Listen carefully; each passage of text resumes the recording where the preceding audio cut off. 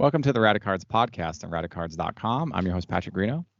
And today I have joining me Brian Hayes of Lingua Sports Cards. We're going to talk about three specific points and 5 minutes each. Let's just dive right into it here. First point, when the term one of one is a watered down concept, right? So one of ones have been around for a while. We're in our 24th year of having one of ones in the market, pack issue. They started in 97. They were like, Flair Showcase had those, and then 98 more companies, 99 more companies. Pretty soon now everybody's got one of ones. You got plates, you got variations, you got superfractors, you got paper red bordered one of ones, you got all these different one of ones, you got gold vinyls, you got one of ones of inserts, you got superfractors of inserts, and then you've got sets that produce whole runs of one of ones, moments and milestones, the red bordered one of ones, then you got like the printing plates of those. And then you got people thinking like, oh, it's a serial numbered first out of the last. It must be the one of one, or last out of the last one of one, or jersey numbered one of one, right? eBay one of one. It's the only one in eBay. If you look at the concept of numerator to the denominator, literally any serial number printed in the numerator position could be a one of one because it's the only card like it with that serial number on it. So really, everything is a one of one with a serial number printed onto it, regardless of its total print run. So Brian, tell me about how your thoughts on this particular subject and sort of how you approach one of ones and what draws you to specific one of ones and just what's on your mind. Sure, no problem, Patrick. Once again, it's great being here. So I totally agree with you. I think one of ones they're totally oversaturated now. For me, like the prototypical example is. There's some release and a card has a one of one, but then it's got like 4 printing plates, which might be 4 different colors. And then there might be like an autograph version, also a one of one. So all of a sudden you've really got like maybe 6 versions of the same card, but they're all listed as one of ones. I don't like it. I think, back in the late 90s when one of ones first came out, it was really new and exciting. And as so often is the case in sports cards collecting and in so many facets of life, individuals have taken a great idea and just sort of ruined it by just making it almost, I don't want to say meaningless, but it's definitely watered down, as you were saying. There's just too many one-of-ones. For me personally, how I handle this is I still like one-of-ones. Like I go after them pretty aggressively if I see them. If they were made like before the year 2010, that's sort of a rough cutoff that I have where I still feel very excited when I see a one of one, especially like superfractors from the late 2000s, like the 2005 to 2010 range. I really love those, and I go after those like really aggressively. But after 2010, I really only have a couple of one of ones in my collection, and for me to go after those, it's really got to be like a Hall of Fame player, like a real stud who I feel like the card is great, not because it's a one of one, but because it's a great player. Whereas I think before, any sort of one of one was an exciting card, fun to look at, and we just don't have that anymore. Yeah, I like one of ones. I love most of them. There's some that I'm like, well, that's a little too gimmicky for me. I'm not going to be into that. But if it's Frank Thomas and I get it for a good deal, I'll obviously be interested in it. Love superfractors, love gold vinyls. Those are awesome cards. But I can't get them all, and I wouldn't want to get them all. Yeah, I wouldn't typically chase. I mean, the plates have become like, you like, do plates qualify as cards? Do they qualify as like part of the run? That's the like argument, right? Like they're metal. They're like for printing purposes. The plates are awesome. The last point I want to make is that one of ones and high-end inserts were really only targeted to specific style players, like the Hall of Fame, like senior veterans that are just on their path to the Hall of Fame. They're at the middle to end of their career, or like new hopefuls that have promising outlooks. And now it seems like everybody, no matter if you touch big leaguers or not, you're going to get a one of one and something. So I just want to talk about that because I think it's important to discuss, like, does the one of one concept really have the same integrity? No, it doesn't. It's not anymore. But you can still enjoy the hobby and add really excellent one of ones in your collection. So good stuff. Card peeling. Brian, you and I both have cards in our collections that have the peel adhesive still adhered to the surface of the front of the card. I keep them intact because I as a purist, I like stuff straight from manufacturer to my collection. I want it as authentically manufacturing direct as possible. I don't like the peel things. I don't even like the mystery finest, the black covers. I don't even touch those. Those stay intact just because it's like I feel like that stuff is endangered in a way because so many people have peeled them. You know, it's like vintage sealed boxes, sealed wax. It's hard to track down, and when you do, I just would keep it intact because it's so rare to find.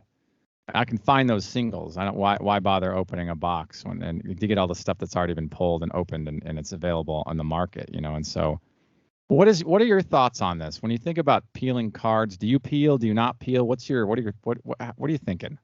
Yeah, so I would say this is another topic where you and I, our preferences, they align pretty closely. I like peeled cards if I know they came out of the pack that way. However, I do have a couple of examples in my collection where a card was peeled and I still obtained the card. And basically, my rule of thumb is that if a card was peeled, or it came out of the pack with the peel on and somebody peeled it, but if I can find that card in a PSA 10, then I will add it to my collection. I feel like having a PSA 10 of that card sort of offsets the card losing the peel. But as a general rule, I go after the peeled versions of the card. If it's not PSA 10, I stay away. And my sense is that I would say most collectors feel the same way. I don't know what you think, but just from my interactions online, it seems like most collectors like to keep the peel on. Although one area where we are different is that the mystery finest refractors. If I ever came into a situation where there's a card that I liked, I would actually probably peel that card. I would want to actually see the surface. So maybe I'm not quite as strict as you. If it's a clear peel, like I can see the card underneath it, then I'm definitely going to keep it on. I like that. That's good points to think about. I too possess many peeled cards in my collection, my Thomas collection, but I keep them because they're rare enough to find. Just finding examples of them is hard enough. So if I find an example and it happens to be peeled, I'll take it gladly. Mm-hmm. Will I keep an eye out for one that's unpeeled? Sure.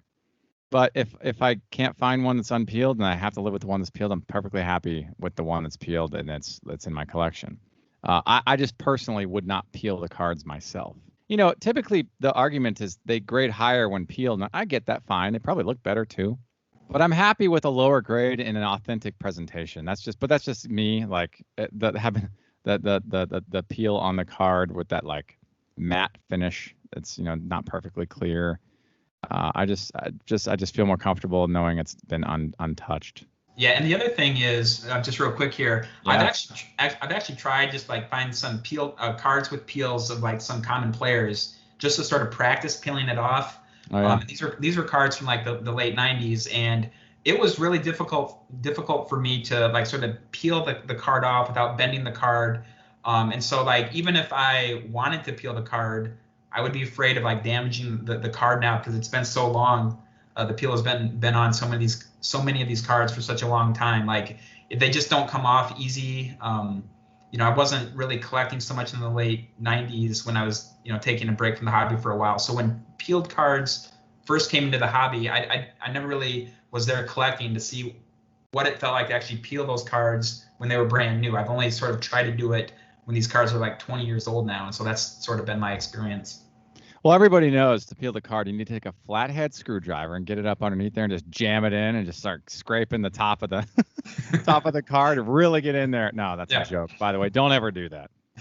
All right, moving on to the last segment here. Content creation proliferation, pros and cons. So over the last year, 24 months, 18 months, right in there, that block of time, a lot more people in the hobby, and a lot more of us producing content. So, which is a good thing and a bad thing. There are two sides to this, right? The pros first. Let's talk about the pros. More people dissecting content. There's more exposure to the hobby to people who don't know enough about the hobby or a lot about the hobby, and so that draws new market, new audience members, new participants into the hobby. The flip side of that is like, you know, there's more market activity on auctions, which means that it could drive prices up. So those of us who were used to getting this PSA 10 for 70 now have to pay 400 or something, right? Because there's more people. So that's kind of a flip side. It's a normal flip side in economics. You have more hobby participants in a market, you're going to have, you know, more sales. So I get that. Also, is that, and Brian, you're going to talk about this, is that, you have more things to discuss, which you have a wider market reach for different categories of the hobby.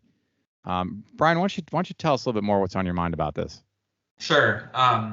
Yeah. So, like you were saying, like I've noticed as well, the number of content creators in the hobby really proliferating, and I really like that because what I find is that if you're creating content, you're going to talk about what you like, and so many people like different things, and you can find content now on new areas of the hobby and different sports that you never could even like 3 or 4 years ago. So you have certain people talking about like Formula One racing or wrestling cards, or like even a lot of Olympic sports. Like I've seen individuals talking about like these are Olympic cards from like the 1930s, like really old school stuff, like where I would have never seen anything like that, or not too often, I should say, prior to the last couple of years. And I think that's good. Like I know that I learn a lot from this, all these new different kinds of content creators, and I really like that because I think it's a way to draw more individuals into the hobby, and if those individuals stay, maybe eventually they will start to expand what they collect. And for so long, the real bread and butter of the hobby has been the 4 major team sports in the United States: baseball, basketball, football, and hockey. And if you sort of have new collectors approaching from different sectors of sports and sports cards, maybe over time they will stick and start collecting some of these more traditional sports. And I think that's just another way for the hobby to grow. Thanks for tuning into the Radicards podcast at Radicards.com. I'm your host, Patrick Greeno, and until next time, enjoy collecting. If you like this content, please subscribe. Thank you. Enjoy collecting.